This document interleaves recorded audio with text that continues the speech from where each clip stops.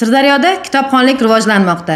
Kutubxona qalblarda nur sochuvchi maskandir. Shu munosabat bilan viloyatimiz rahbari Erkinjon Turdimov tashabbusi bilan tuman va shaharlarda aholini, ayniqsa yoshlar va ota-onalarni kitob o'qishga qiziqtirish hamda mutolaa madaniyatini oshirish maqsadida bir mahalla bir kitob aksiyasi tashkil qilindi.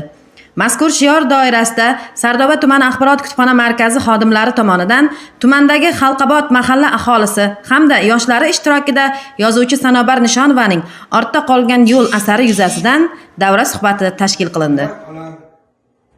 Izingizda tik qololmay yuzingizga, avval o'g'il qizingizga bittagina kitob oling. Eng aziz yurtimning aziz parchasi, qadrdon jonga jon mening mahallam.